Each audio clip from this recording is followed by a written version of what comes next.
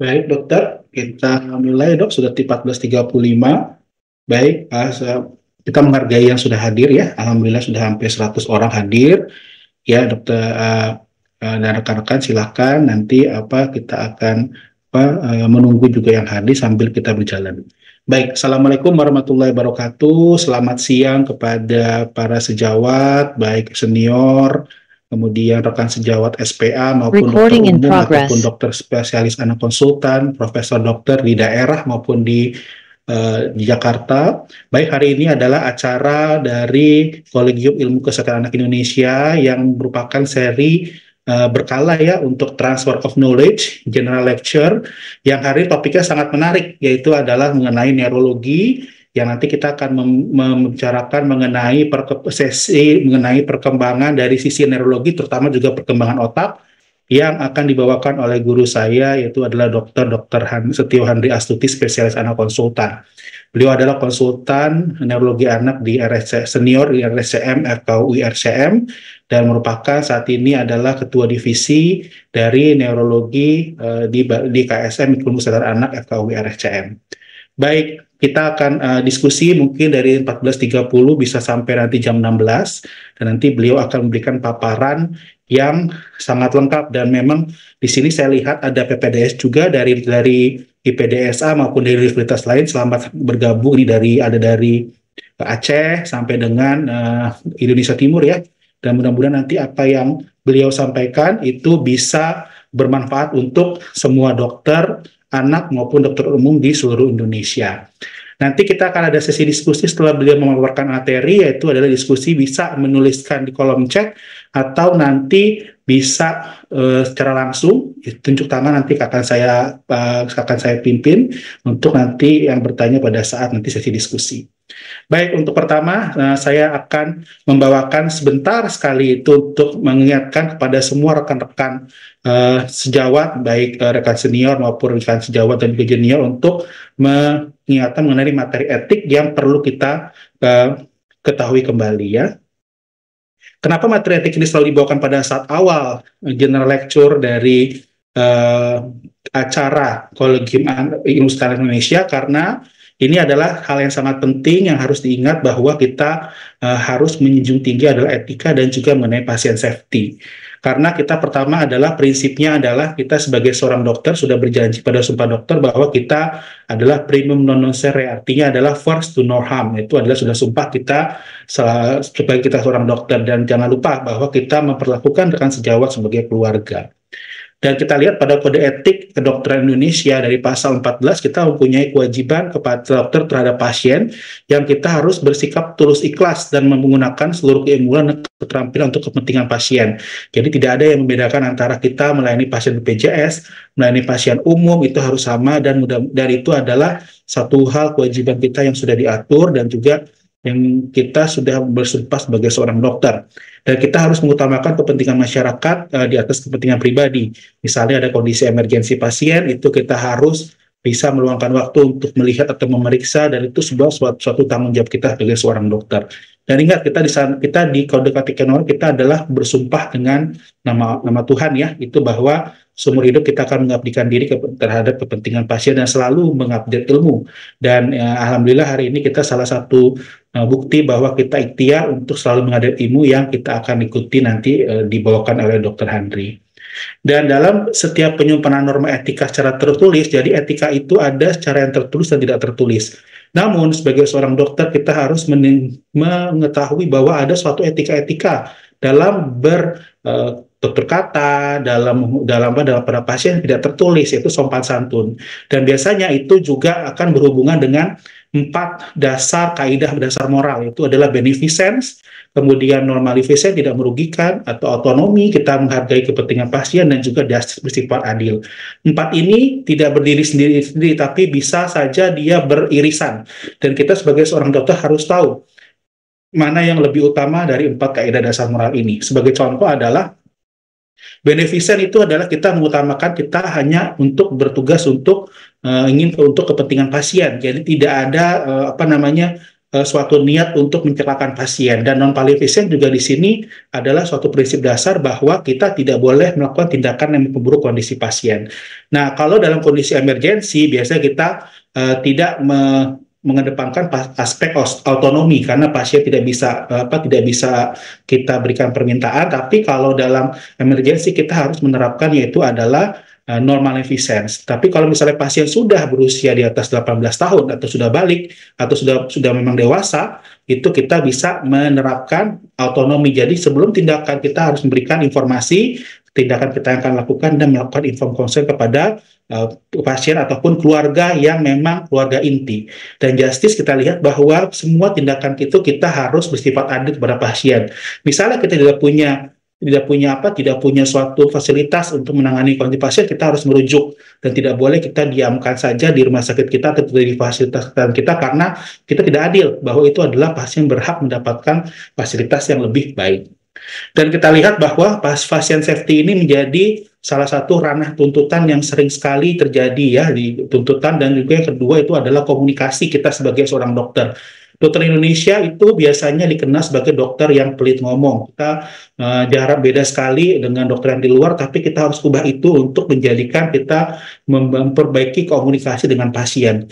Pasien hanya minta penjelasan dengan baik, karena kenapa? Karena semuanya nanti akan menjadi mudah. Misal kita minta persetujuan untuk tindakan, penjelasan penyakit, pengobatan, dan untuk ujung-ujungnya adalah pasien safety ini. WHO di sini menegaskan bahwa pasien safety itu tidak hanya paling penting adalah dilakukan oleh seorang dokter, tapi juga ada peran dari semua sistem kesehatan, yaitu adalah dari infrastruktur, farmasi, pasien, dan juga dari farmasi. Nah, jangan sampai kita sebagai seorang dokter nanti salah menyelesaikan obat atau kita memberikan obat tidak tepat kepada pasien, karena itu suatu hal yang bisa menyebabkan pasien safety-nya itu terganggu. Nah, di sini kita lihat bahwa kalau misalnya sudah mengetahui GCI itu adalah kita harus menerapkan 6 sasaran keselamatan pasien. Jadi jangan sampai kita melakukan misalnya tidak mengidentifikasi pasien dengan baik, kemudian efektif komunikasi. Kita boleh sibuk, tapi kita luangkan saja 1 menit untuk menjelaskan kepada pasien, jangan hanya memberikan obat setelah itu udah selesai, karena pasien BPJS-nya banyak tidak, tapi kita menjelaskan, dan insya Allah pasien akan mengalami ngerti untuk apa yang kita akan lakukan, dan akan rendah tuntutan. Kemudian kita harus obat-obatan emergensi juga harus disimpan dengan baik, dan kalau operasi misalnya ada tindakan itu juga harus informed consent dan penamaan yang benar pada tempat operasi atau tindakan. Dan kita juga jangan lupa sebagai seorang dokter menjadi agent of change, dan juga contoh di masyarakat sebagai kita harus mengurangi resiko infeksi dengan kita mencuci tangan baik sebelum ketemu pasien atau setelah saat memegang pasien. Setelah ketemu pasien itu juga harus cuci tangan dengan baik atau dengan hand rub ya. Dan kita harus melakukan kesinambungan ini secara terus-menerus. Jadi yang saya ingin disampaikan di sini adalah kita sebagai seorang dokter sudah kita pilih sebagai satu profesi yang mulia dan dianggap oleh masyarakat adalah profesi yang memang menjadi contoh di masyarakat. Jadi kita harus berbuat dan berperilaku sesuai dengan norma yang ada, etika yang baik, berkomunikasi yang baik, dan yang paling penting adalah apapun yang kita lakukan, kita beritahu kepada pasien dengan komunikasi yang baik agar pasien safety dan juga kesembuhan pasien itu bisa tercapai. Baik, untuk materi etik, terima kasih. Saya tidak ada tanya jawab di sini karena di sini hanya sekedar mengingatkan dan supaya teman-teman aware. Oh iya ya, kita dulu sumpah sebagai seorang dokter sudah kita lafalkan dan jangan sampai lupa hal tersebut. Baik, untuk selanjutnya saya akan mengundang Dr. Setio Handi Astuti, spesialis anak konsultan, untuk memberikan materi yang memang ini materi yang sangat penting untuk perkembangan otak anak apabila kita juga lihat perkembangan dari sisi neurologi. Karena kenapa? Karena kita tahu 2 tahun pertama adalah perkembangan otak itu adalah fase golden period. Nah, di sini beliau akan nanti mengarahkan kita apa sih tips-tips dan juga pakem-pakem yang perlu kita ketahui untuk menjadikan anak kita berkembang dengan baik, dan juga apa sih dari sisi neurologi yang bisa kita optimalkan untuk pasien-pasien kita bisa dengan gangguan neurologi ataupun pasien-pasien yang sehat. Silakan Dokter Hanti, untuk waktu dan tempat saya persilahkan. Ya, terima kasih Dr. Rafli untuk introduksinya. Assalamualaikum warahmatullahi wabarakatuh. Selamat sore untuk semua peserta yang menghadiri acara general lecture ini. Biasanya saya nyuruh-nyuruh orang ya, minta para narasumber. Sekarang saya memberikan sendiri kuliah umum ini ya. Nah, jadi kenapa saya memberikan prinsip perkembangan ya. Jadi selama ini kita seorang dokter anak memang harus tahu ya tahap perkembangan normal, kemudian bagaimana melakukan screening. Akan tetapi kita juga harus mengetahui mekanismenya, why-nya dan how-nya ya, supaya kita juga bisa menerangkan kepada orang tua kenapa sih penting perkembangan itu harus normal gitu ya, dan bagaimana kita mendeteksi ketika ada kelainan ya. Nah, ini ada 3 bagian ya. Pertama adalah tentang perkembangan otak, kemudian tentang perkembangan motorik, dan terakhir adalah perkembangan bicara, bahasa, serta interaksi ya. Jadi memang tidak semua dapat diberikan pada kesempatan sore hari ini. Yang pertama adalah tentang, ya, apakah sudah terlihat? Sudah terlihat Dok, jelas ya. Ya, oke. Jadi ini adalah perkembangan otak ya. Ya, kita tahu bahwa mayoritas perkembangan otak anak itu terjadi pada masa intrauterin ya. Jadi kalau udah lahir itu volume otak anak itu udah 50% loh ya. Jadi artinya kalau mau punya anak yang sehat, cerdas, keren gitu ya, pinter, itu tidak hanya dipersiapkan selama masa kehamilan, tetapi juga sebelum kehamilan kita sudah harus mempersiapkan ibu hamil tersebut ya. Baik dari segi nutrisi, penyakit maupun juga mental ibu hamil tersebut ya. Nah, setelah itu, setelah lahir sampai usia 2 tahun, ini adalah percepatan pertumbuhan otak yang paling pesat ya. Jadi dari 50% dia akan meningkat menjadi 80% ya. Jadi bertambah 30% tuh volume otaknya ya. Makanya kalau kita lihat di grafik lingkar kepala Nelhaus ya, maupun grafik WHO, kita akan melihat bahwa grafiknya itu sangat lebar pada 1 tahun pertama kehidupan, kemudian dari umur 1 tahun sampai umur 2 tahun ya. Jadi itu cepat banget. Oleh karena itu penting untuk mengukur lingkar kepala seorang bayi ya setiap bulan sampai umur 1 tahun. Kemudian tiap 2 bulan atau 3 bulan sampai umur 2 tahun, kemudian tiap tahun sampai dia usia 12 tahun ya, di mana volume otak itu sudah 100% sama dengan orang dewasa ya. Inilah yang disebut sebagai periode emas ya, 1000 hari pertama kehidupan ya. Karena kalau otaknya beres, insya Allah perkembangan ke depannya juga bagus gitu ya. Jadi jangan lupa juga lingkar kepala ini pertumbuhan ya, jadi terkait dengan berat badan, dengan tinggi badan. Jadi kalau anaknya weight faltering, gagal tumbuh, kemudian jadi stunting, kalau itu berlanjut terus maka akhirnya lingkar kepalanya lah yang terpengaruh sehingga akhirnya bisa menjadi mikrosefal ya. Jadi jangan stunting saja yang diributkan, tetapi juga gagal tumbuh itu pun harus diatasi dengan segera ya. Oke, jadi seorang bayi lahir itu dia lahir dengan volume berat otak sekitar 400 gram dengan lingkar kepala sekitar 32 sampai 36 cm ya. Ini tadi sudah saya utarakan. Oke, nah bagaimana kita lihat bagian ini ya. Ini adalah proses perkembangan otak. Ini adalah masa intrauterin ya, masa kehamilan. Jadi kita bisa lihat bahwa memang volumenya 50%, tetapi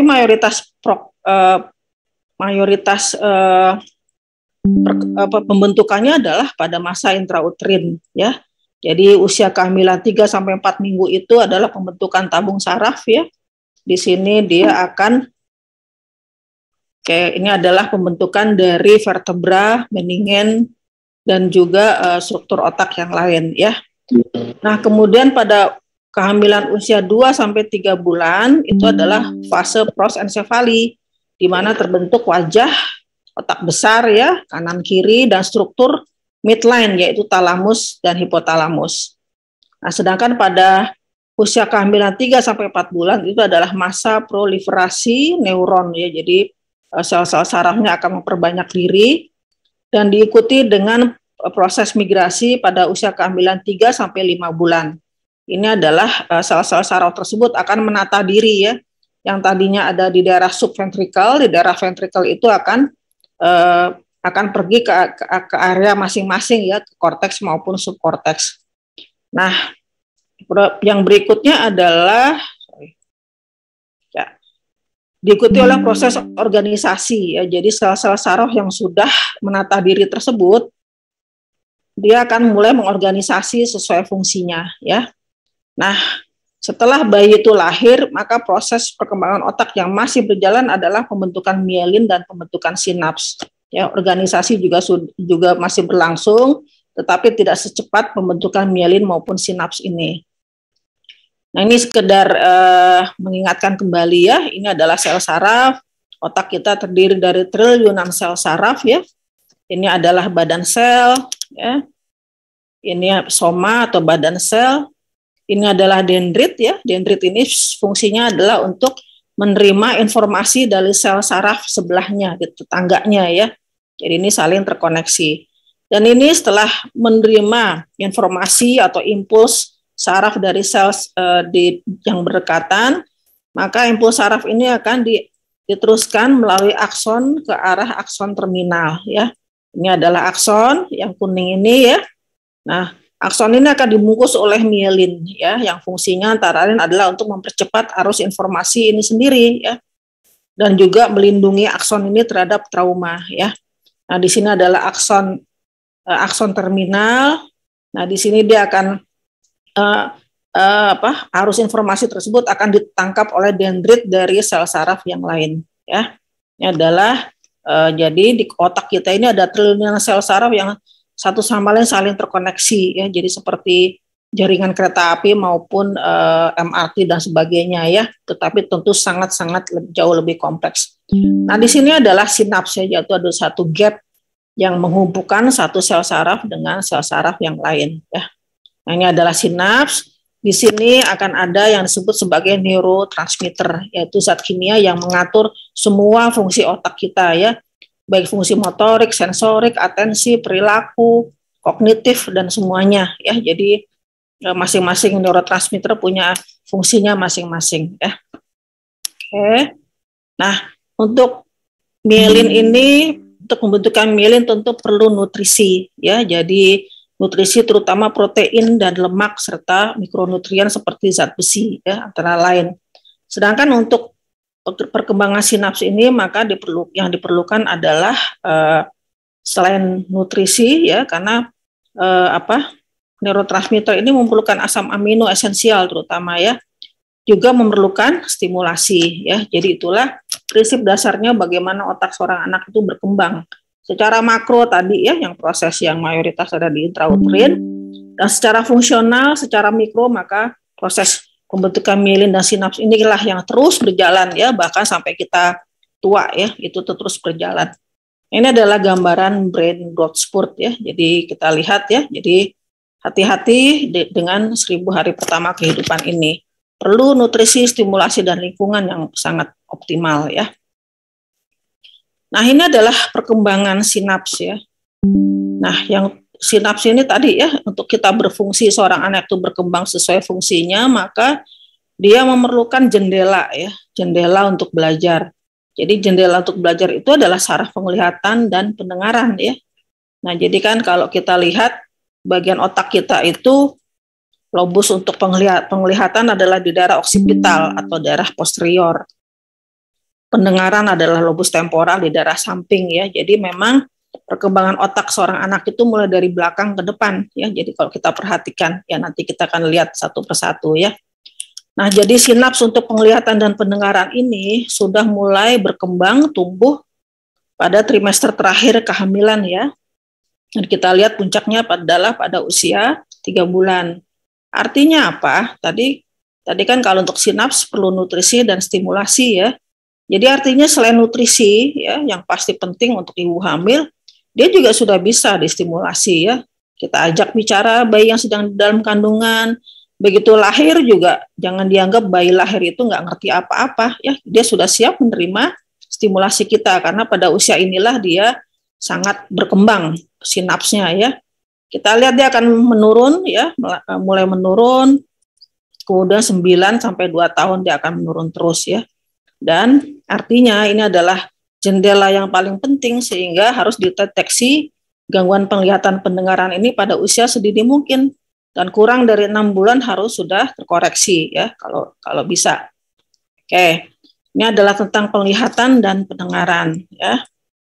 Nah, selanjutnya adalah sinaps untuk bicara ya. Nah, ini kita bisa lihat bahwa bicara juga sama ya, dia sudah mulai tumbuh berkembang pada trimester terakhir kehamilan, walaupun tidak setinggi penglihatan dan pendengaran ya.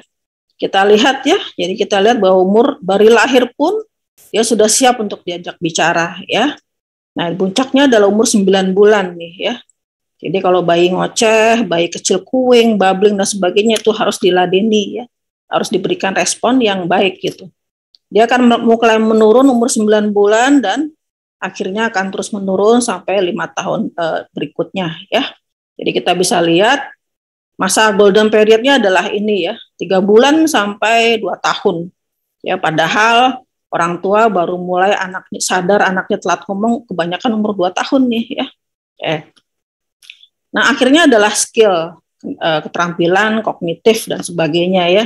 Baru sinaps yang selanjutnya berkembang ya. Ini juga sebetulnya ya. Jadi simultan ya. Kita lihat puncaknya adalah pada usia 2 tahun.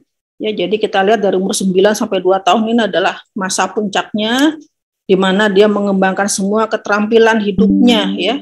Ingin tahunya besar, eksplorasinya juga terhadap lingkungannya juga sangat besar karena disinilah dia belajar banyak hal untuk mengembangkan keterampilannya ya. Setelah itu tetap di puncak, kemudian 5 tahun dia akan mulai turun ya. Jadi inilah ini adalah saling menunjang ya. Jadi semua saling mendukung tentunya. Nah, jadi sifat perkembangan anak itu adalah keterampilan dasar harus dikuasai terlebih dahulu sebelum keterampilan yang lebih kompleks ya. Artinya kalau kita tidak bisa mengharapkan seorang anak umur 3-4 tahun itu belajar mewarnai atau menulis ketika dia keterampilan dasar yang harus dia kuasai seperti memakai baju atau keterampilan makan belum dikuasai dengan baik gitu ya. Dan perkembangan anak ini simultan ya, terus menerus ya, berkesinambungan. Simultan itu artinya tumpang tindih ya. Jadi nggak bisa tuh cuman udah saya betulin motorik kasarnya dulu dok, baru ntar motorik halusnya. Saya anaknya biar jalan dulu dok, saya baru habis itu fokus ke bicaranya ya. Tidak, karena dia simultan ya, tumpang tindih. Semua saling mendukung, semua diharapkan berkembang dalam kecepatan yang sama ya. Dan proses perkembangan otak atau perkembangan anak itu melalui trial and error, pembelajaran ya. Jadi kalau namanya belajar juga pasti ada salah, pasti ada benar ya. Makin dia diulangi maka akan terampil anaknya ya. Dan ada fenomena use it or lose it ya. Jadi sinaps itu tadi kalau kita stimulasi terus maka sinaps tersebut akan makin banyak dan anaknya akan makin terampil ya. Oleh karena itu kalau kita mau belajar musik misalnya itu akan lebih bagus lagi ketika dia mulai dari balita. Kalau kita mau menghafal Al-Qur'an mulailah dari balita ya. Nah, ketika itu tidak dipakai maka akan cepat juga hilang ya. Misalnya ada anak umur 1 tahun, dia sudah bisa panggil om, ayah, tante, mama, papa ya. Tetapi karena dia tidak distimulasi ya, bapak ibunya kemudian bekerja, hanya ditinggal oleh pengasuh, sama pengasuh diberikan TV, nggak pernah dipakai lagi, akhirnya lose it ya. Akhirnya dia sama sekali keterampilan tersebut hilang ya. Nah, tadi proses perkembangan juga tidak bisa menunggu, tetapi tidak bisa juga diburu-buru ketika dia belum siap ya. Nah, perkembangan anak itu terbagi menjadi motorik kasar halus, kemudian interaksi sosial, bicara bahasa, dan akhirnya kognitif ya. Nah, kesemuanya saling menunjang dan memengaruhi dan harus distimulasi secara bersamaan ya. Kalau Prof. Sujatmi kok selalu mengajarkan kepada kita ya. Oke, ini saya stop share dulu yang presentasi saya yang pertama. Yang berikutnya adalah tentang perkembangan motorik ya. Oke, kenapa motorik duluan? Ya karena itulah perkembangan itulah yang tampak terlebih dahulu ya. Oke, sudah kelihatan belum, Dokter Rafli? Sudah jelas, Dok. Oke, ya. Nah, sekarang saya akan menerangkan mengenai mekanisme perkembangan motorik dan juga deteksi dini keterlambatan motorik ya. Saya menerangkan why dan how-nya ya. Oke. Nah, jadi mekanisme dasar perkembangan motorik itu ada dua ya. Pertama adalah diferensiasi dan integrasi ya. Jadi diferensiasi itu gerak motorik kasar yang tadinya kasar dan kurang terkontrol akan menjadi halus dan terkontrol ya. Jadi tadinya cuma dikontrol oleh subkorteks ya. Setelah dia menjadi lebih terampil, itu semua diambil alih oleh fungsi korteks otak kita. Dan sifat kedua adalah integrasi, yaitu gerakan yang soliter akan menjadi simultan ya. Tadinya anaknya cuma bisa ngambil biskuit aja, habis itu udah. Tapi ketika menjadi lebih simultan, maka dia akan mengambil biskuit tersebut, membawanya ke mulut dan dia memasukkannya ke mulut ya. Dan akhirnya dia bisa mengunyah biskuit dengan baik ya. Jadi seperti itu. Nah, mekanisme dasar perkembangan motorik kasar itu mengikuti prinsip sefalokaudal ya. Jadi kontrolnya itu dari atas sampai ke bawah dulu ya.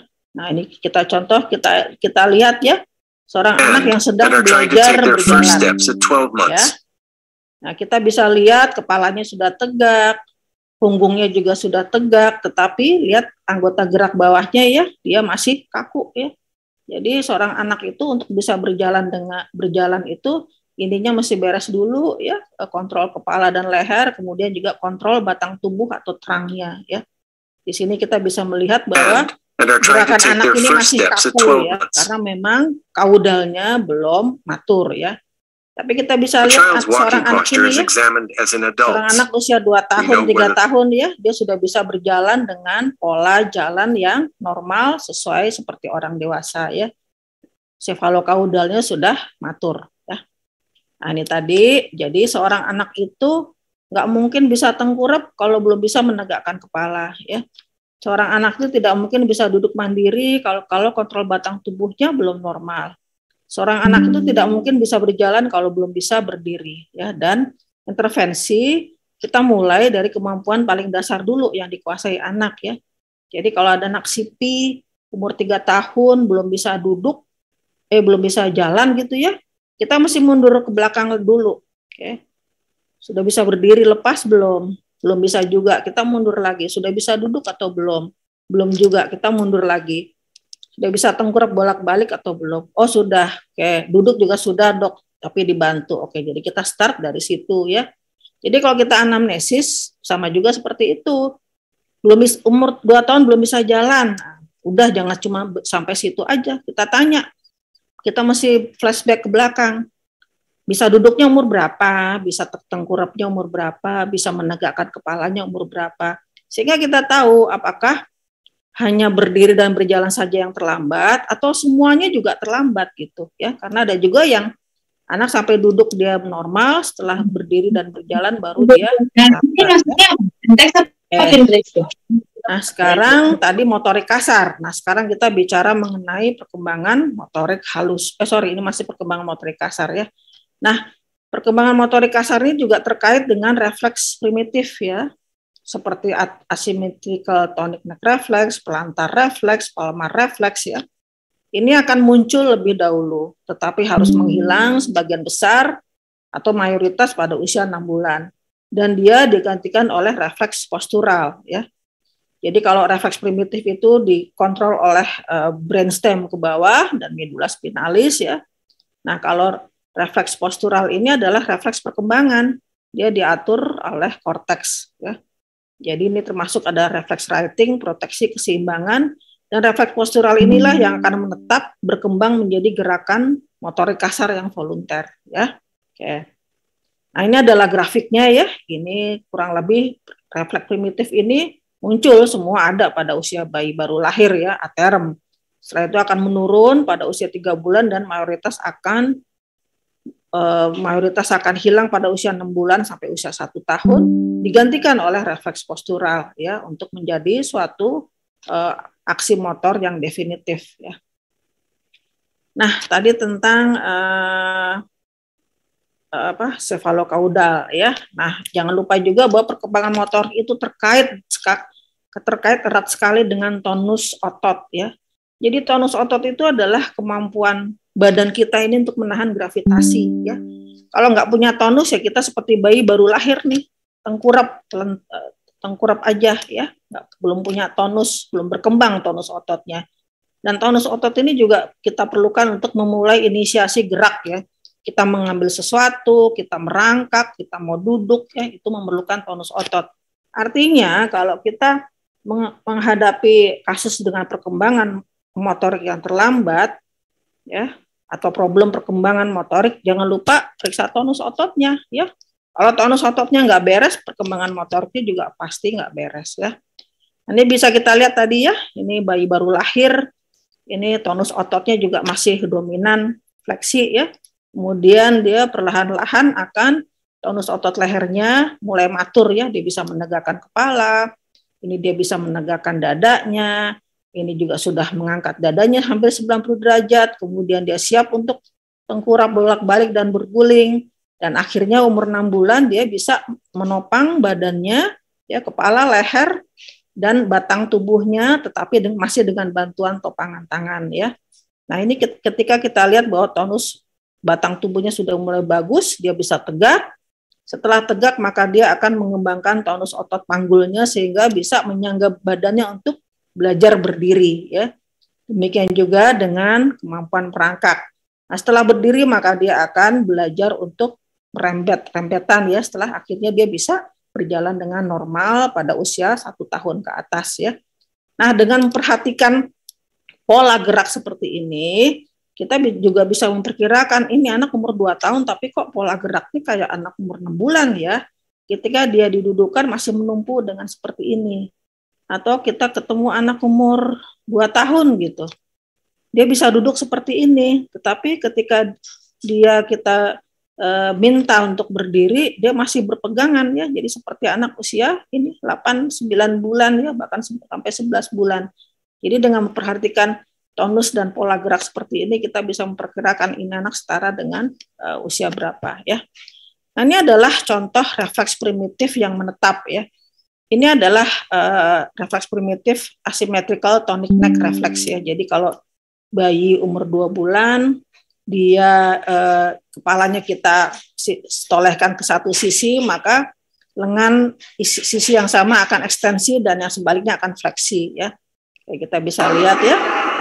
Nah, ini harus menghilang pada usia 3-4 bulan ke atas ya.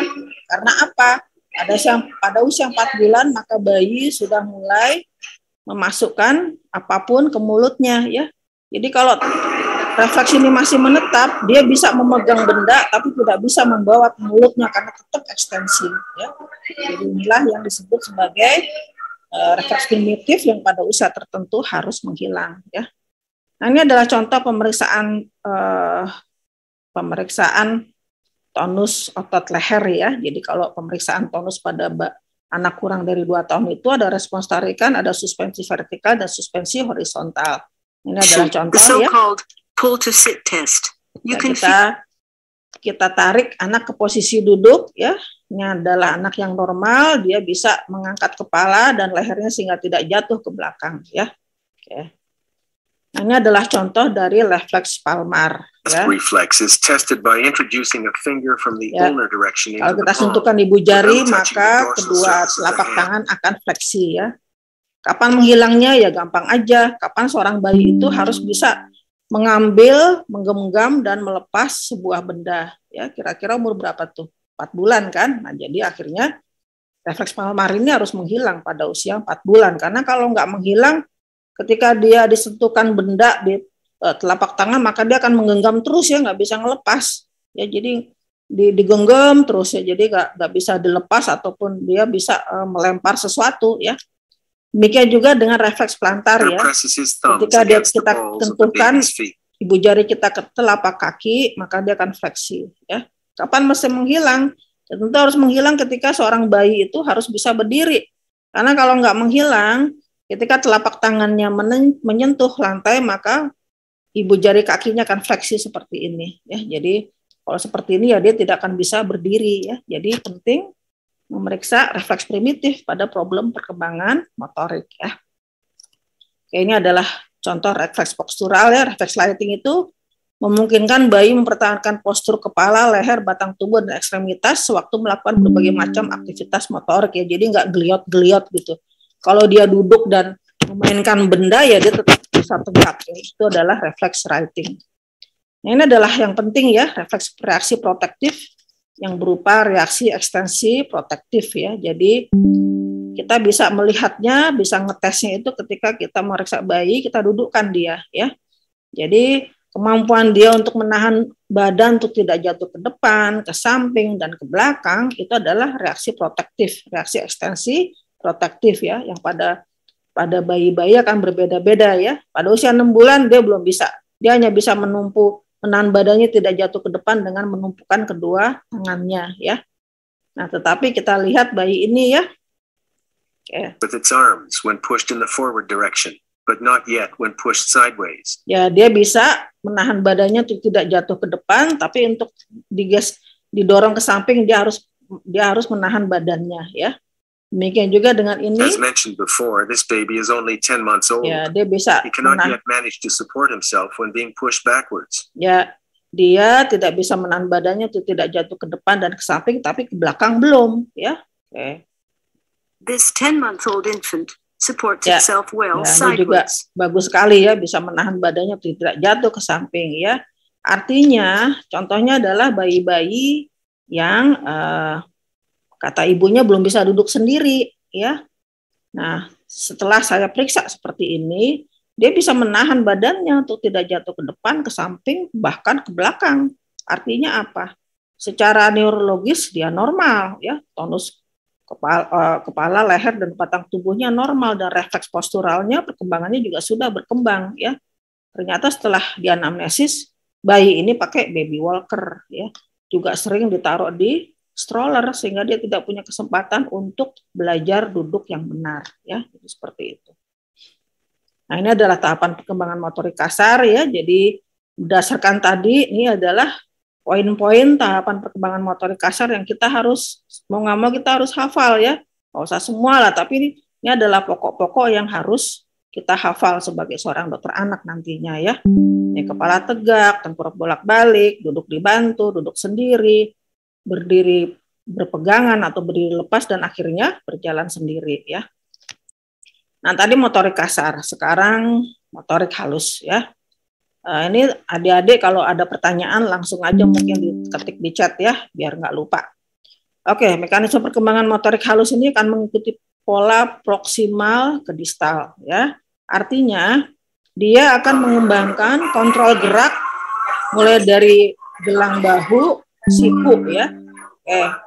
Sehingga dia bisa, dan pergelangan tangan sehingga dia bisa meraih sesuatu dan menggenggam ya, tetapi hanya menggenggam memakai palmarnya ya. Tetapi ketika bayi itu sudah lebih besar ya, usia 8 bulan ke atas, maka dia harus mengembangkan keterampilan pincer grasp-nya ya.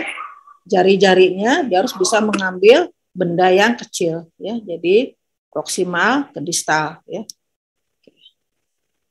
Nah, artinya apa? Jadi dalam motorik halus, seorang bayi akan mengembangkan kemampuan meraih, menggenggam, dan mencimpit ya. Dan integrasi dengan kemampuan visual motor ini dan kognitif itu akan menentukan kemampuan dia dalam problem solving ya. Jadi hati-hati, motorik halus ini berkorelasi dengan kemampuan kognitif juga ya. Asal kemampuan visual motornya juga bagus ya. Nah, jadi artinya seorang anak akan sulit diajarkan menulis dengan baik jika keterampilan jari-jarinya belum optimal ya. Anak umur 4 tahun dituntut duduk manis, harus bisa belajar nulis, tracing dan sebagainya. Padahal di rumah apapun masih dibantu oleh orang tuanya atau pengasuh ya, pakai baju dibantu, makan disuapin ya. Sehingga dia tidak belajar mengembangkan motorik halusnya untuk tugas motorik halus yang lebih kompleks ya. Nah, artinya adalah sebagai seorang dokter anak kita harus mengedukasi orang tua bahwa kemampuan bantu diri saat balita itu harus dikuasai terlebih dahulu ya, sebelum kemampuan motorik halus untuk akademik seperti menulis, menggambar, kemudian mengerjakan pekerjaan tangan dan sebagainya ya. Nah, ini adalah tahapan perkembangan motorik halus ya. Tadi ngapalinnya dari tadi proksimal distal ya. Jadi proksimal distal dan makin anak itu besar maka dia akan melibatkan fungsi kognitif juga ya. Menggambar imitasi, memakai sendok, membuka baju dan memakai baju ya. Nah, kapan perkembangan motorik itu dikatakan terlambat ya? Ketika anak itu tidak berkembang menurut jadwal yang sesuai dengan usianya ya. Nah, kita mesti tentukan terlambatnya itu masih normal atau masih bersifat fungsional atau sudah abnormal. Ada gangguan susunan saraf ya. Nah, kalau ada gangguan susunan saraf, taunya gimana? Ya tadi kita periksa antara lain adalah tonus ototnya ya dan refleks fisiologisnya. Kalau tonus ototnya meningkat, nah itu upper motor neuron. Refleks fisiologisnya juga meningkat, ada klonus, itu upper motor neuron. Contohnya pada palsi cerebral ya. Tapi kalau dia hipotoni, kemudian juga dia hiporefleks atau arefleks atau juga refleks yang masih normal, nah itu mungkin bisa lower motor neuron ya. Jadi seperti itu. Walaupun paling banyak mayoritas keterlambatan motorik adalah disebabkan oleh palsi cerebral ya. Nah, refleksnya apa nih perkembangan motorik kasar ya? 1. Nah, jadi selain tahapan perkembangan normal, kita juga dokter anak harus tahu refleks ya. 1, antara lain belum dapat berguling umur 5 bulan ya. Kemudian belum dapat mengontrol kepala umur 6-7 bulan, kepalanya masih jatuh ke belakang ya. Padahal ini pun bisa kita deteksi lebih dini lagi. Kalau 4 bulan anak itu head lag-nya atau kontrol kepalanya belum bagus, itu sudah harus hati-hati ya. Yang ketiga adalah belum dapat duduk tegak di lantai.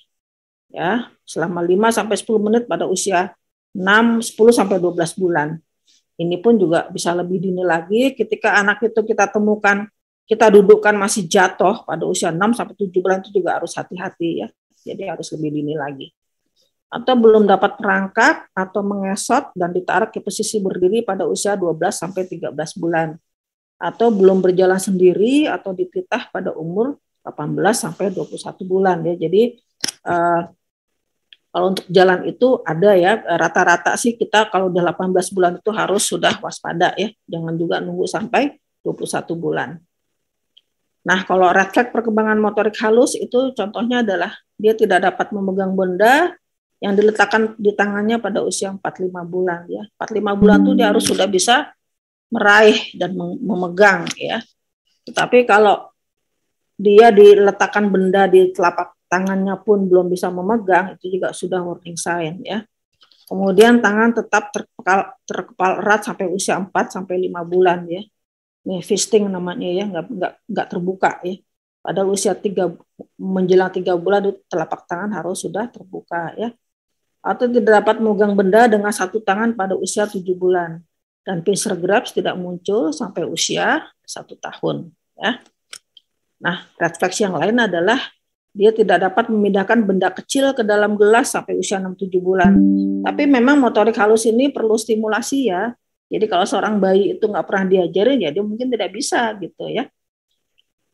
Yang berikutnya adalah seorang anak tidak dapat menyusun 3 kubus pada umur 2 tahun dan tetap memasukkan benda ke dalam mulut, disertai sekresi air liur berlebihan sampai usia 2 tahun. Ya, hati-hati ya, mungkin ada problem kognitif juga selain motorik halus. Nah, ini adalah contohnya ya, ini adalah seorang anak bayi usia 6-7 bulan, dia lahir dengan asfiksia berat ya. Kita lihat di sini, tangannya yang sebelah kiri ini masih terkepal ya, masih terkepal erat. Dan kita lihat, ya, kita berikan benda, kita harus mendekatkan bendanya dulu ya ke tangannya, baru dia bisa memegang ya, memegang dengan telapak tangannya, dia belum bisa meraih ya.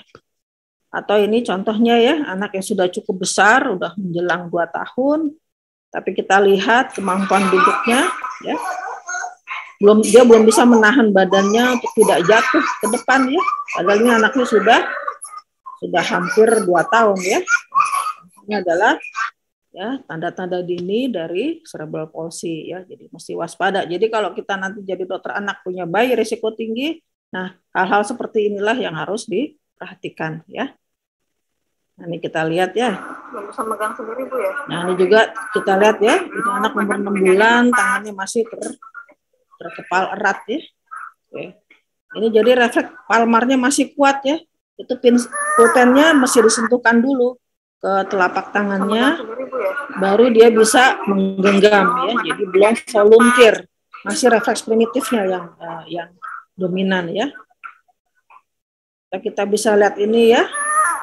Ini anak umur udah besar ya, 2 tahun lebih, jalannya juga masih dituntun, dan kita lihat ya pola jalannya juga masih kaku ya. Ini kalau kita periksa tonusnya, kemungkinan besar akan meningkat atau terjadi spastisitas ya. Nah, ini adalah tanda dini cerebral palsy ya. Pertama, keterlambatan perkembangan motorik itu adalah hallmarknya ya. Jadi kalau ada keterlambatan perkembangan motorik, kita tentukan masih normal atau tidak normal. Kalau abnormal, kita tentukan nih CP atau bukan ya. Kedua, tonus otot yang abnormal dan perubahan postur. Jadi kalau saya ketemu bayi umur 2 bulan, tetapi sudah sedemikian spastisnya atau bahkan umur 1 bulan, maka saya akan bilang bayi ini sudah kita bisa diagnosis sebagai cerebral palsy ya. Jadi jangan nunggu, intervensi segera ya, karena kalau tonus otot yang tidak normal itu akan perkembangan motoriknya juga tidak akan normal ya. Kemudian refleks primitif yang menetap ya. Kemudian ada problem makan ya. Makannya itu masih yang halus-halus gitu ya, nggak bisa dikasarin gitu.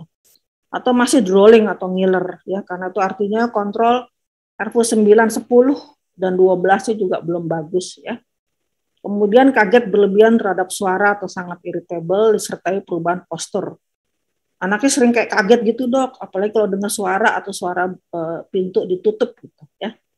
Atau berdiri lebih awal. Kalau bayi itu kita dari posisi tidur kita tarik untuk posisi duduk, dia bukan duduk tetapi dia minta berdiri. Nah ini hati-hati juga karena itu mungkin adalah spastisitas otot-otot panggul ya. Kemudian hand preference yang sudah timbul tahun pertama ya. Jadi kalau ada anak umur 10 bulan kalau dikasih mainan maunya ngambilnya sebelah kiri aja atau sebelah kanan aja ya. Nah itu hati-hati juga karena hand preference kanan atau kiri itu belum timbul ya. Dia baru timbul setelah anak berusia 2 tahun. Jadi kalau sudah timbul sebelum usia itu jadi harus berhati-hati ya. Barangkali dia CP hemiplegia. Ini adalah contoh ya, anaknya udah gede, kita lihat ya. Kontrol leher dan kepalanya belum bagus ya, head leg-nya masih ada. Ya, anak umur segini ya dia tidak akan bisa tempur bolak-balik ya, karena menegakkan kepalanya pun belum benar ya. Ini adalah contoh.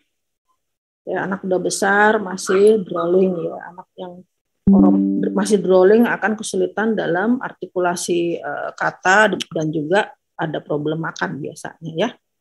Nah, ini adalah hand preference yang dini. This little girl hardly moves her left arm.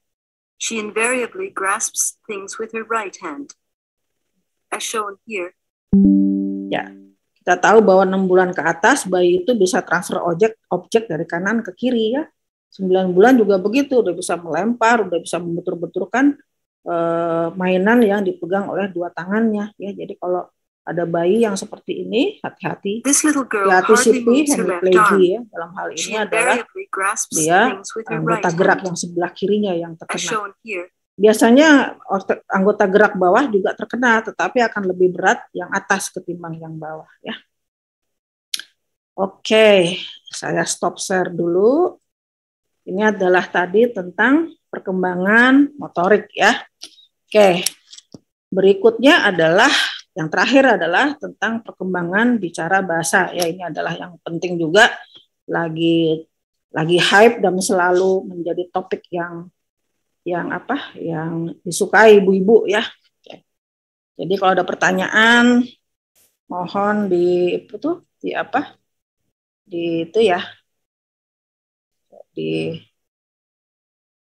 chat aja. Oke, sudah kelihatan? Jelas, Dok. Oke, ya sekarang prinsip dasar perkembangan bicara dan interaksi sosial serta deteksi dini. Ya. Oke, jadi perkembangan bicara itu terjadi simultan ya, baik reseptif maupun ekspresif. Jadi kalau reseptif itu bayi baru lahir dia ngerti ada orang ngajak main, ngajak ngomong. Ekspresifnya adalah berupa ocehan ya, aw gitu ya.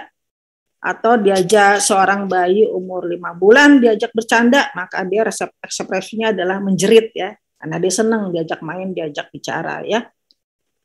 Dan fungsi bahasa reseptif itu akan tetapi fungsinya berkembang lebih dahulu daripada ekspresif. Artinya gini, kalau ada seorang anak umur 2 tahun deh, datang dengan keluhan belum bisa ngomong kalimat gitu. Oke, sama dengan perkembangan bicara bahasa, kita harus mundur lagi. Udah bisa bicara kata belum, Bu? Oh, belum, Dok. Ngomong mama papa yang manggil kita aja belum. Oke, saya akan mundur lagi ya. Apakah dia kalau dipanggil menoleh? Belum juga, Dok. Apakah kalau dia disuruh mengerti? Belum juga ya. Jadi sama juga. Jadi kita harus flashback ke belakang apa yang dia sudah bisa gitu ya, dalam konteks bicara bahasa, yaitu tadi ekspresifnya berapa dia bisa, kalimat belum kita tanya kata belum kita tanya suku kata juga belum kita harus tanya reseptifnya ya. Dia mengerti dipanggil enggak, dia mengerti ajakan, larangan, perintah atau tidak ya. Dan perlu diingat maturasi maksimal pusat bahasa reseptif yaitu Wernicke itu usia 8 sampai 24 bulan dan pusat bahasa atau Broca itu pada usia 15 sampai 24 bulan. Sedangkan mielinisasi maksimal daerah Wernicke itu pada usia 2 tahun dan Broca usia 4 sampai 6 tahun ya. Jadi kalau kita ngajak ngomong anak itu, ngajarin kosakata baru, mengajarkan kata sifat, kata kerja dan sebagainya, yaitu dari lahir, dari bayi sampai umur tuh maksimal 2 tahun. Sedangkan dia seorang anak itu memaksimalkan kemampuan bicara bahasanya ya sampai umur 4 sampai 6 tahun.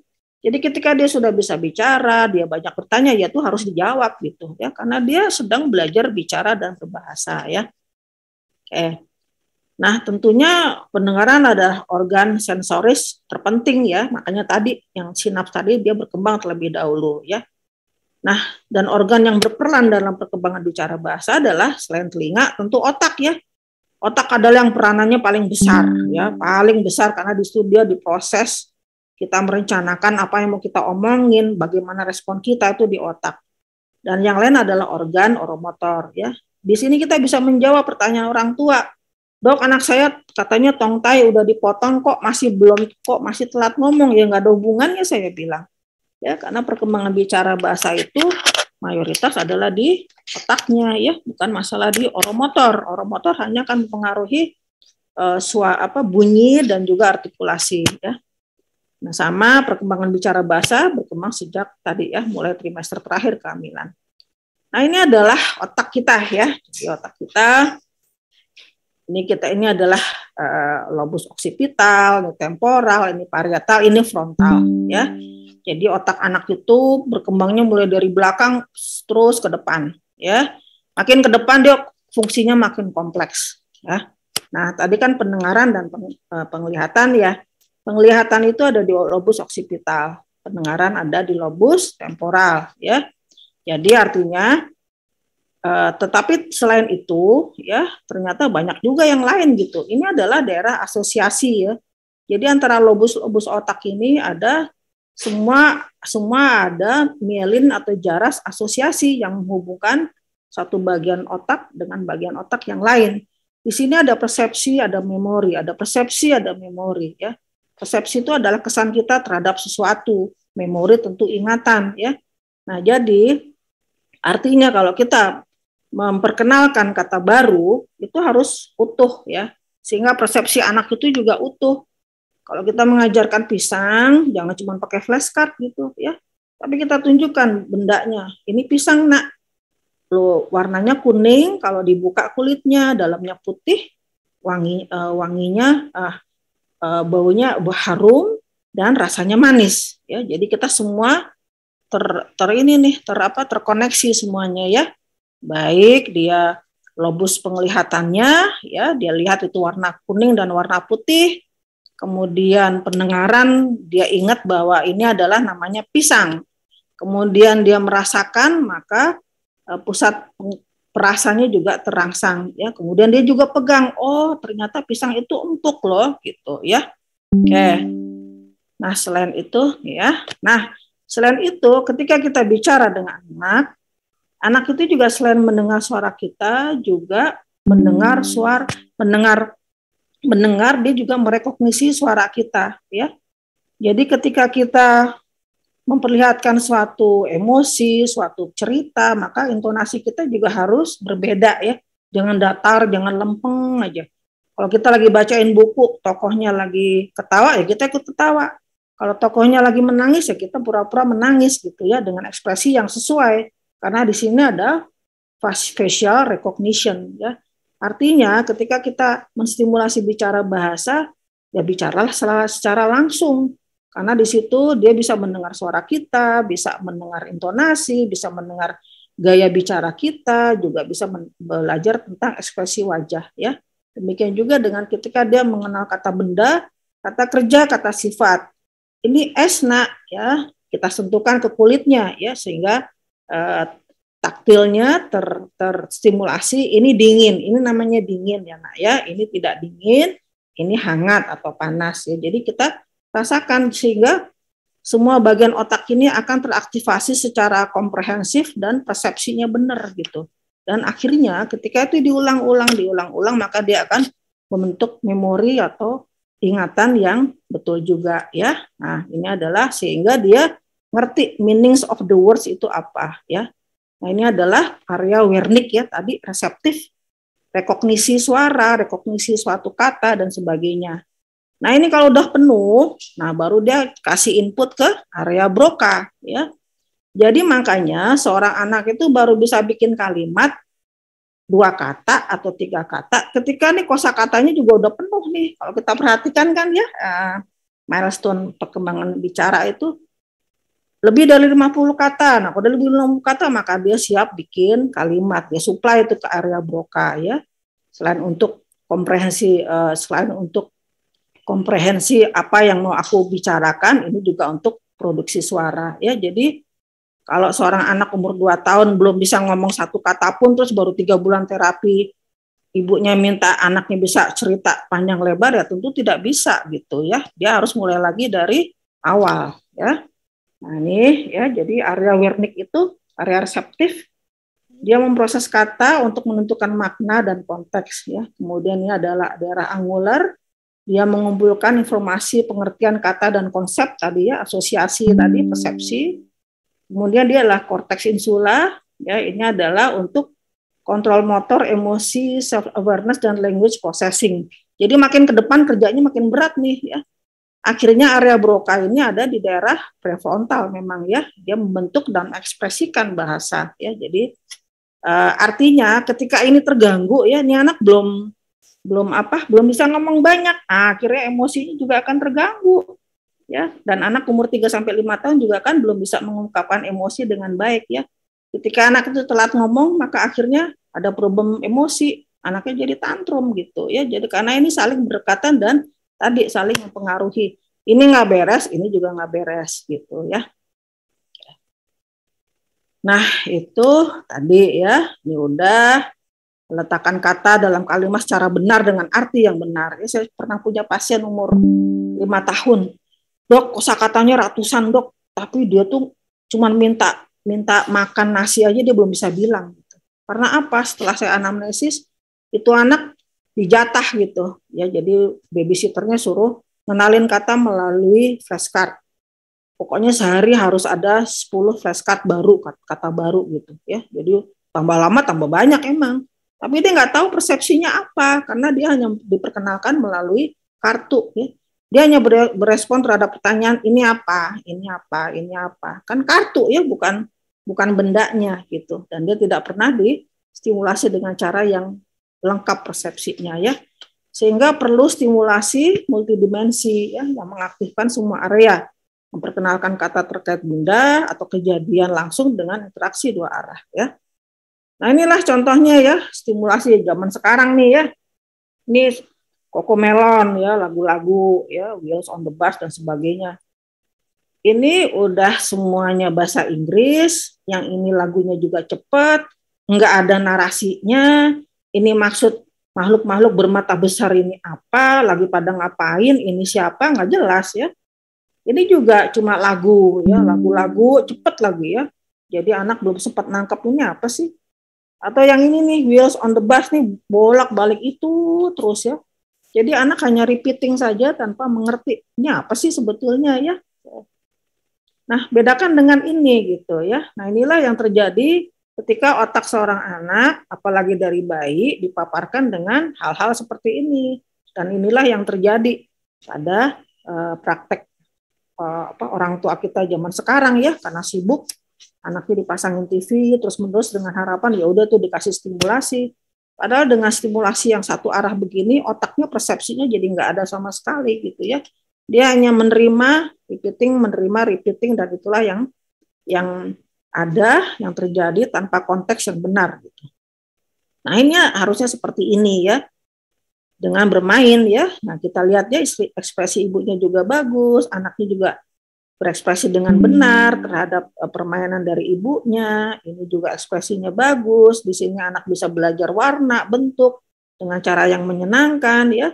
Ini juga anak bisa bermain pura-pura atau pretend play dengan baik ya. Bapak ibunya juga semuanya ya, ngajak main dengan benar ya. Jadi ini adalah stimulasi bicara bahasa yang benar.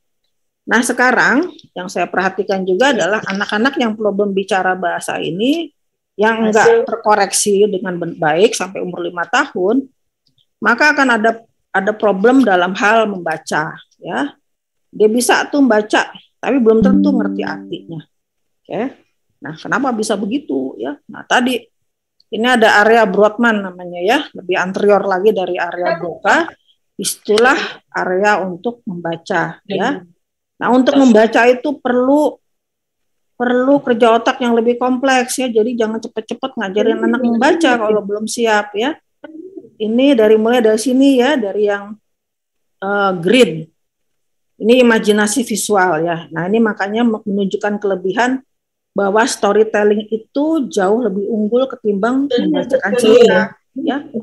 Karena dalam storytelling itu anak mengembangkan imajinasinya dia ya, terutama visual. Ya, kemudian ini yang dark blue pendengaran ya, kemudian yang light blue ini bahasa ya, kemudian ini juga pendengaran, ini juga tentang bahasa ya. Nah yang ini adalah tadi area asosiasi yang membentuk makna ya, sehingga ini akan menjadi modal untuk memberi masukan kepada lobus frontal ya. Ini lobus frontal yang terlibat dalam membaca, dalam mendengarkan storytelling itu tidak hanya pendengaran dan imajinasi visual ya, tetapi juga atensi, konsentrasi, memori dan area kognitif lain ya. Jadi artinya storytelling itu atau mendongeng itu ternyata jauh lebih unggul daripada membacakan cerita ya. Oke ya, jadi ternyata dalam penelitian itu lebih baik dibandingkan bercerita dengan gambar ya. Nah ini adalah, jadi sekarang gini, sekarang misalnya ada seorang anak datang ke saya dengan umur 4 tahun gitu ya, atau 5 tahun deh. Dia baru bisa tanya jawab 2 arah dengan kalimat yang sederhana. Kamu mau apa? Mau nasi? Udah. Bukan aku mau nasi atau aku mau nasi goreng gitu ya. Itu belum bisa ya. Nah kalau anak belum bisa menjawab pertanyaan dengan kalimat yang panjang, itu dia tidak punya modal untuk bercerita ya. Padahal bercerita ini adalah modal dia untuk ngobrol sama teman, menginisiasi percakapan ya. Jadi kalau anak sudah bisa menjawab pertanyaan dengan benar, dengan baik, nah minta dia untuk menceritakan sesuatu, apapun, apa yang baru dia alami, apa yang baru dia lihat, apa yang baru dia dengar, yang kejadiannya udah lewat gitu ya. Nah melatihnya gimana ya? Antara lain dengan ini, dengan membacakan buku ya. Kalau storytelling itu biasanya anak yang lebih besar lagi ya, anak usia sekolah. Tapi ya kalau anak balita ya membacakan buku ya. Dengan membacakan buku kita menjelaskan sesuatu, cerita ya dengan konteks yang benar, persepsinya juga benar. Setelah itu kita tanya, si A lagi ngapain ya tadi ya? Si B kenapa sih nangis? Si C kenapa jatuh tadi? Nah, kalau dia sudah bisa menjawab pertanyaan, maka minta dia untuk menceritakan kembali dengan bahasanya dia ya. Ini adalah kemampuan berikut, bukan cuma bicara tetapi juga berbahasa ya. Kayak ini juga adalah contoh-contoh buku-buku cerita yang baik ya. Kalau untuk anak balita ini kita pilih gambar yang menarik dan kata-katanya sedikit aja ya, jangan banyak-banyak, dan pilih yang ekspresi gambarnya ini, ekspresi wajahnya jelas ya. Kalau nangis ya nangis, kalau gembira ya gembira, kalau sedih ya sedih gitu, sehingga anak bisa menceritakan hal hanya dari ekspresi wajah saja ya. Jadi tadi otaknya yang tentang facial recognition itu terstimulasi ya. Nah, bagaimana dengan interaksi sosial? Nah, ini tadi ya sangat erat dengan kemampuan berbahasa ya. Ini adalah perkembangan normal bicara, bahasa dan interaksi ya. Sudah pada tahu ya. Kita lihat nih, kan mulainya dari kata dulu ya. Kata dulu baru kalimat, habis kalimat 2 kata baru kalimat 2-3 kata. Tuh bikin kalimat 2-3 kata aja dia butuh lebih dari 400 kata ya. Nah ini baru dia mengetahui kata jamak dan waktu lampau, umur, kelamin, kalimat 3-5 kata, dan tadi yang penting ini 80-90% bicara dapat dimengerti ya. Ini yang paling penting juga ya. Demikian juga dengan interaksi sosial ya, kan mengekspresikan sesuatu dalam hubungan sosial tentu perlu kemampuan kita berbahasa juga ya. Ini adalah deteksi perkembangan bicara ya, red flags ya. Di umur 6 bulan tidak melirik, kepala tidak menoleh pada sumber suara dari samping atau belakang ya. Hati-hati mungkin pendengarannya terganggu. 10 bulan tidak berespon terhadap panggilan nama. 15 bulan tidak mengerti atau berespon terhadap kata-kata. Mana mama, mana papa ya. Paling enggak dia menoleh atau menunjuk ya. 18 bulan tidak dapat mengucapkan 10 kata. 24 tidak dapat menunjuk dan menyebut bagian tubuh ya, dan belum ada kata pertama ya. Ini ada refleks yang lain, nggak ada babbling, nggak menunjuk, nggak ada mimik yang baik pada umur setahun, tidak ada kata berarti, tidak ada kalimat terdiri dari 2 kata yang berarti pada umur 2 tahun, dan hilangnya kemampuan bicara atau kemampuan sosial pada semua umur. Ini anak udah besar ya, 2 tahun lebih ya. Tapi kita lihat ya bahwa belum ada kata yang berarti ya, hanya mengoceh ya, tidak hanya mengoceh tanpa arti ya. Oh yang ini. Ya ini anak pengen ngomong sesuatu ya, tetapi akhirnya yang keluar belum berarti ya. Kasih ibu. Kasih ibu. Kasih ibu. Ya, kasih ibu. Disuruh memberikan bonekanya, tetapi dia malah mengerjakan yang lain ya. Atau yang ini, panggil nggak noleh. Bin. Tapi ibunya panggil. Ibunya panggil. Ya, asik aja ya main sendiri ya. Ya, ini ada refleks perkembangan interaksi sosial. Tidak ada senyum sosial pada usia 3 bulan, tidak tertawa usia 6-8 bulan, sulit ditenangkan ya, tidak suka didekati atau dipeluk pada usia 12 bulan, mengamuk tanpa sebab, tidak mau bermain dengan anak lain ya, usia 3-5 tahun ya. Ya. Ini anak tantrum ya. Sambil nutup telinga dia. Dia mau keluar. Ini anak dengan lambat bicara ya, dipanggil-panggil ayahnya sampai tantrumnya luar biasa. Oke. Nah, ini orang tua juga harus waspada ketika anak tidak berespon ketika dipanggil namanya. Kemudian anak tidak dapat mengutarakan apa yang diinginkannya, tidak menunjuk tapi menarik tangan orang lain ya. Atau kemampuan bicara dan bahasanya terlambat dan anak tidak dapat mengikuti perintah atau pesan semaunya sendiri ya. Oke. Mungkin dari saya itu saja. Iya. Ya, Assalamualaikum warahmatullahi wabarakatuh. Waalaikumsalam warahmatullahi wabarakatuh. Terima kasih Dr. Handi, paparannya sangat lengkap ya dari 3 topik yang memang penting untuk diketahui. Jadi mudah-mudahan bisa menambah khasanah kita ya, terutama bagaimana kita mengenali gangguan perkembangan ataupun red flag yang tadi Dr. Handi sudah jelaskan juga pada anak-anak terutama di bawah usia 2 tahun, dan juga kita bisa tahu bahwa perkembangan itu tidak hanya perkembangan bahasa, perkembangan yang motorik juga penting, dan perkembangan otak itu juga harus tahu sejarahnya seperti apa. Baik, Dr. Andi mohon izin ada pertanyaan Dok dari kolom chat. Gue saya lihat ya, sebentar. Tadi ada 2 pertanyaan.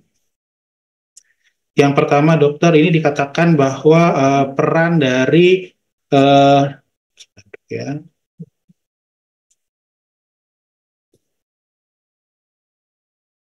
Ada di kolom chat lagi, belum terlihat sebentar. Atau ada ingin bertanya, secara langsung dulu, silakan. Saya lagi melihat untuk chatnya, silakan. Yang bertanya silakan angkat tangan, silakan.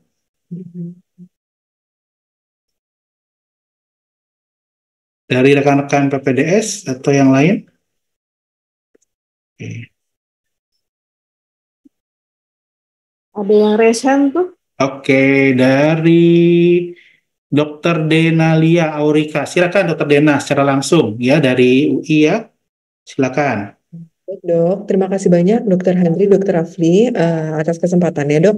Berkaitan dengan tadi yang telah Dr. Henry jelaskan sebelumnya, yang ingin saya tanyakan adalah yang pertama, Dok.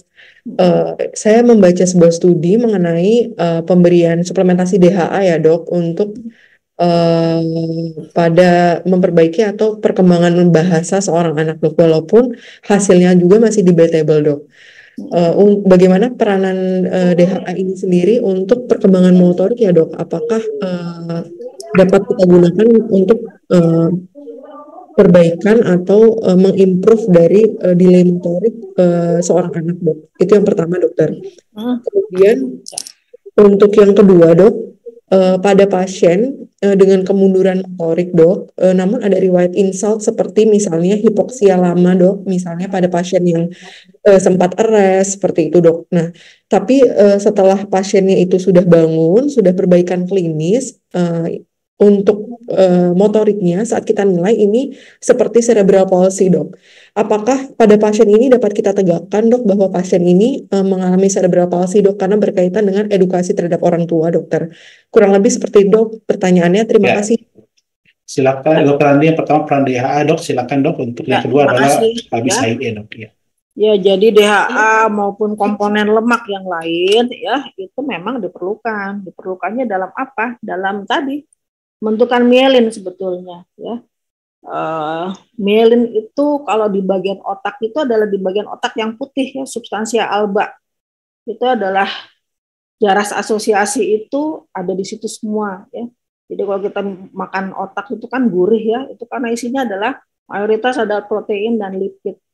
Nah, jadi tidak semata-mata hanya lipid saja ya AA, DHA, omega 3, omega 6, tapi perlu juga protein ya, perlu juga karbohidrat untuk sumber energi. Jadi artinya memang dibutuhkan afinitasnya atau dibutuhkannya lebih banyak ketimbang nutrisi yang lain, tetapi tetap memerlukan komponen nutrisi yang lain, termasuk mikronutrien seperti zinc, zat besi dan lain-lain ya. Jadi artinya dalam perkembangan otak anak ya, yang tentunya terkait dengan semuanya, perkembangan motorik, kognitif, bicara dan bahasa itu tidak hanya satu single nutrisi yang dominan ya, semuanya bekerja sama gitu.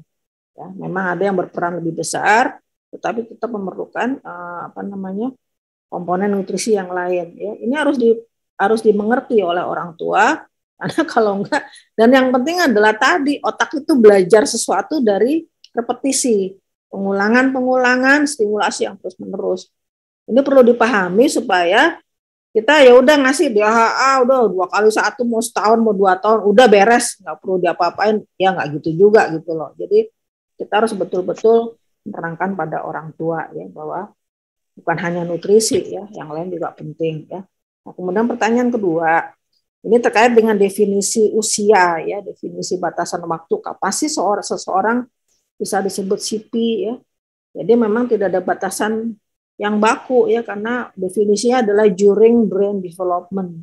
Ya, brain development itu kan sampai 18 tahun juga otak masih berkembang ya, walaupun memang yang pesat adalah 2 tahun pertama kehidupan. Ya, jadi kalau masih belum ada ahli yang sepakat ya bahwa berapa batasan umur kita bilang CP atau kita bilang post meningitis TB, post encephalitis, belum ada yang sepakat ya. Tetapi ketika dia misalnya terjadi pada bulan-bulan pertama kehidupan ya, baru 1 bulan 2 bulan dia asfiksia, kemudian harus resusitasi, kita bisa bilang dia CP. CP-nya ya kausanya apa ya, toxic ischemic gitu ya. Baik, terima kasih dok. Jadi bisa kita edukasi untuk arah ke depannya ya. Dan kita sebagai orang tua juga nggak boleh, kita sebagai dokter tidak boleh menjanjikan untuk perkembangan otaknya dokter Andrea. Baik, itu dia. Baik dokter, ada 2 pertanyaan lagi dok. Terakhir dok, ini ada pertama adalah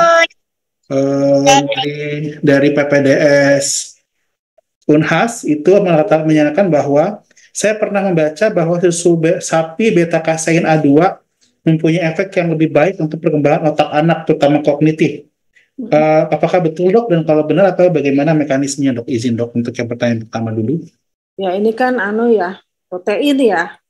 Ya. Sama. Ya artinya tidak ada satupun sebetulnya satu single nutrisi yang begitu dominannya, begitu unggul sehingga bisa mempengaruhi kognitif seorang anak gitu ya. Ini ya seringnya sih cuma gimmick aja gitu ya, promosi dan sebagainya. Ya, memang harus didukung oleh penelitian-penelitian yang sahih ya, di mana ada RCT-nya. Kemudian juga kita harus bedakan juga dia mulai diberikan usia berapa ya. Jadi ada penelitian besar dari NIH itu suplementasinya mulai dari ibu hamil gitu. Jadi tadi kan perkembangan otak mulai dari intrautrin ya, jadi memang harus kita lihat dalam membaca literatur itu, ini penelitiannya dimulai suplementasinya dari kapan, kemudian faktor-faktor yang menjadi bias sudah dikoreksi atau tidak, karena kan kognitif anak itu sangat terpengaruh juga oleh stimulasi, oleh genetik juga ya, jadi bukan hanya melulu faktor nutrisi saja gitu ya. Baik, terima kasih dok. Jadi jelas ya dokter Intan tadi ya untuk jawaban dari dokter Handri. Dan pertanyaan terakhir mungkin dok untuk ini dok. Dokter izin bertanya, saya dokter Katerina dari Unsrat. Pada pasien dengan mikrosefali, apabila diketahui sejak dini dan ditata laksana sejak awal, seberapa besar kira-kira perbaikannya yang bisa kita peroleh dan intervensi apa saja yang diharapkan? Silakan dok. Oke. Mikrosefali tentu tergantung penyebabnya ya. Jadi mikrosefalinya karena infeksi CMV tentu akan berbeda halnya dengan karena dia misalnya mikrosefalinya karena hipoksik iskemik ensefalopati ya. Dan itu kita bisa tahu bagaimana prognosisnya kurang lebihnya dari gambaran pencitraan ya, CT scan maupun MRI. Nah, kemarin saya baru dapat tuh pasien nomor 18 bulan, 1 tahun, ubun-ubun besarnya sudah menutup. Dan mikrosefal ya, batas bawah, Nelhaus itu -2, kurang dari -2 sedikit aja ya. Tapi perkembangannya masih normal. Anaknya sudah mulai belajar berdiri, ya sudah dipanggil noleh, sudah mengerti, normal lah pokoknya ya. Nah ternyata setelah saya telusuri, Anak ini mengalami gagal tumbuh ya, jadi umur setahun itu berat cuma 7,2, padahal berat lahirnya adalah 3,2.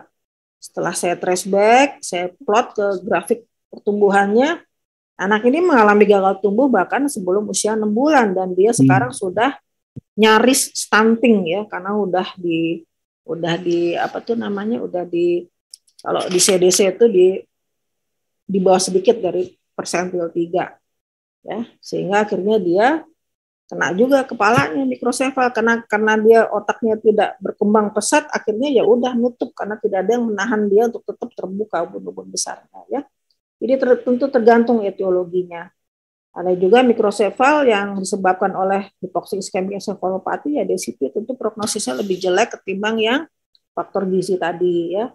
Bahkan mungkin juga brain atrophy ya, mikrosefal disebabkan oleh brain atrophy yang berat, tentu juga prosesnya juga akan berbeda gitu. Jadi sangat tergantung dari penyebabnya. Ya, baik, terima kasih Dokter Handi. Jadi banyak faktor ya Dok untuk mikrosefali ini ya. Baik. Ya, baik, mungkin itu Dok untuk sesi. Ada satu lagi nih pertanyaan nih, sebentar Dok, saya lihat dulu. Nah, ada satu lagi Dok, izin Dok. Ya. Dari Aris, residen IKA dari USK. Bagaimana menentukan pasien Down syndrome mengarah ke arah CP? Kemudian yang kedua, pada pasien Down syndrome dan hipotiroid bisa diberikan terapi sejak awal. Pasien ini saat ini sudah usia 3 tahun dan mengalami kekurangan motorik yang sesuai dengan pengembangan Down syndrome, namun mengalami gangguan bahasa ekspresif. Nah, bagaimana penanganan selanjutnya, Dokter? Terima kasih. Iya, Down syndrome ini adalah satu sindrom ya. Nah, sindrom Down ini biasanya dia bukan CP, tapi Global Developmental Delay sebetulnya ya. Jadi Global Developmental Delay itu kalau sudah ketemu sindromnya, maka kita sebut adalah sindrom tertentu. Dalam hal ini adalah sindrom Down, yang dia mengalami Global Developmental Delay. Dan itu beda dengan CP ya. Kalau CP itu adalah yang dominan bermasalah dalam motoriknya dan postur.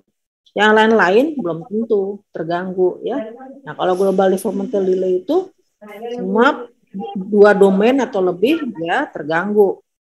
Yang motorik satu persatu akan terkejar gitu.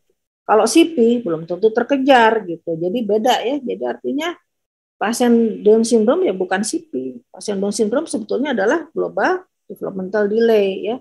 Pasien Down syndrome dia akan bisa jalan ya, walaupun mungkin agak terlambat. Ya, motoriknya akan terkejar walaupun terlambat sedikit dibandingkan usianya. Nah, pada Down syndrome, apalagi ini hipotiroid ya, nah ini memang yang akan menjadi masalah adalah perkembangan bicaranya. Karena bicaranya ini perkembangan bicara itu sangat terkait dengan perkembangan kognitif. Ya, jadi kalau kognitifnya pinter, maka ekspresinya juga pinter. Makanya kalau anak cerewet itu tuh biasanya anaknya juga pinter gitu. Nah, kalau Down syndrome ini dia hambatannya adalah ekspresifnya. Karena tadi area Broca kan di daerah depan kan. Di situ ada fungsi kognitif juga. Nah, anak sindrom Down ya disitulah yang mentok gitu ya. Dia bisa ekspresifnya mungkin bisa menyusun 3-4 kata, tapi ya udah kalau suruh bercerita panjang lebar dia sulit gitu. Cara reseptifnya biasanya nggak ada hambatan ya, dia bisa mengikuti perintah sederhana, dia bisa mengikuti perintah yang lebih kompleks. Ya, penanganan selanjutnya ya tentu tetap dengan bisa dengan speech terapis, dengan kita menstimulasi tadi dengan mengajar membacakan cerita dan mendongeng dan sebagainya ya. Jadi seperti itu, dan tentu terapi hipotiroidnya juga ya, karena kan berkaitan dengan kognitifnya dia. Ya, baik. Terima kasih Dokter Handi untuk masukan dan juga arahannya Dok ya. Jadi untuk pertanyaan alhamdulillah sudah terjawab semua Dokter, dan kita ada sisa 3 menit lagi untuk pukul 4. Ya, kepada rekan-rekan yang nanti ingin bertanya silakan pada saat nanti diskusi boleh diberikan kepada kolegium, dan mungkin di kesempatan kita akan memberikan jawaban-jawaban dari topik ini. Yang ingin saya rangkum adalah dari pertemuan ini adalah pentingnya kita mengenali red flags pada perkembangan otak pada anak ataupun dari ranah dari semua perkembangan anak dari motorik, bahasa, kemudian dari personal sosial ataupun apalagi kognitif. Dan Dr. Hadi sudah memberikan tadi cara-cara tips-tips bagaimana mengenai refleks tersebut, dan dengan mengetahui perkembangan otak yang baik, kita bisa lihat mulai dari dia lahir sampai dengan sampai usia 18 bulan, kita bisa mengetahui daerah mana saja yang bisa kita lihat bahwa ada daerah dari otak yang tertentu yang harus bertanggung jawab terhadap bahasa, terhadap kognitif, ataupun terhadap perkembangan yang lainnya. Baik, saya ucapkan terima kasih kepada Dr. Setiohandi Astuti, spesial anak konsultan, untuk memberikan asupan pada sore hari ini. Dokter, terima kasih. Dan sebelum saya tutup, apakah dari Dr. Handi ada pesan-pesan dan juga pesan untuk semua peserta pada sore hari ini, Dok? Silakan, Dok. Ya, yang penting untuk calon dokter anak tuh ya, tentunya mengetahui tahapan perkembangan normal ya, dan bagaimana otak anak itu berkembang gitu ya, mekanismenya seperti apa gitu, sehingga kita bisa menerangkan kepada orang tua secara komprehensif ya, tidak hanya mengetahui tahapan, melakukan screening, tetapi juga mengetahui how-nya supaya bisa memberikan edukasi yang benar. Terima kasih. Yeah. Baik, Dr. Handi, terima kasih. Dok, untuk topik selanjutnya dari Kolegium Ikatan Kesehatan Anak Indonesia, apakah ada rencana lagi untuk pertemuan seperti ini, Dok? Silakan, Dok. Ada minggu depan, saya lupa jadwalnya. Kayaknya ICU ya, sepertinya area. Okay. Ya, Dr. Ayu, Mbak Ayu ya. Ya, baik, ditunggu saja nanti dari rekan-rekan untuk topik dari divisi lain atau cabang ilmu lain, untuk yang memang sudah rutin kita dari Kolegium Ikatan Kesehatan Anak Indonesia, untuk mengupdate ilmu terus supaya teman-teman juga mendapatkan ilmu yang bermanfaat. Baik, saya dengan demikian terima kasih kepada pembicara Dr. Handi dan juga kepada semua yang hadir pada sore hari ini. Dari 300 orang masih ada hadir pada sore hari ini. Saya mohon maaf apabila ada salah-salah kata, baik ini sedang maupun tidak, dan semoga ilmu yang didapatkan pada hari ini bisa bermanfaat untuk kita semua. Untuk rekaman ataupun materi nanti akan kami bagikan dan nanti akan kami infokan lagi kemudian. Baik, saya tutup untuk pertemuan sore ini. Terima kasih. Assalamualaikum warahmatullahi wabarakatuh. Selamat sore dan selamat beraktivitas. Terima kasih Dr. Handi dan juga rekan-rekan semuanya. Ya, assalamualaikum. Terima kasih, Dok.